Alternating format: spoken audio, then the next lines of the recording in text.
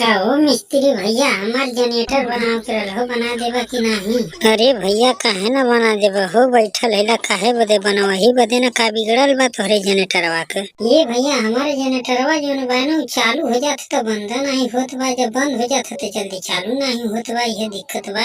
ये चाचा बनवाई 1000 रुपया ले, बगैर बनवाओ को खत बोला चली, ना बनवाओ को खत अपन काम करी। ये चाचा बनवा ला, ऐसा मिस्त्री नहीं पैबा बनवा बदे, जाके बाजारी भर पता कर रहे करी जैसे मिस्त्री पूरा बजरिया में केहू नहीं बा। सही हो बाबू, हजन लइकवा कहत बाटे न सही कहत बाटे, करी जैसे मिस्त्री कौनो नहीं बाटे, कुल घर लोकल वाला बाटे जी है तो वो बिगाड़ दिए तोर जनरेटरवा, नहीं के ले जाए अच्छा रही। चला ठीक बा दादा, जब कहत बाटा ते नहीं मिस्त्री के ले जात बाटी, अब चाहे 1000 रुपया ले चाहे 1200 का करे कोई दे वही के न पड़ी भैया, जनरेटर बिगड़ गल बाटे। अरे चाचा टेंशन कहाँ लेते बाटा, बना देथिला, लेकिन एक दिनवा में तू उतना पैसा कमा ले भाई, एक ठे लगन मिल जाते जितना हम हजिरिया अपन मांगत बाटी। हाँ बाबू तो सही कहत बाटा, बन जाए तो उतना तो उम्र एक दिन में दे दे, लेकिन का करबा 2-3 ठे जनरेटर बाटा ने, यही सब सोचत बाटी अभी का बनवाए पैसो नहीं बा। तब का चली ला यहाँ मुँह देखावे खातिर, जब तोहरा के ना बनवाओ के रहते। अरे भैया ज्यादा गुस्सियात कहे बाटा, ना बनवाई तो का करे। ये चाचा जा बाजरिया बहुत लोकल मिस्त्री में है बनावे वाला, बनवा ली हो ना से।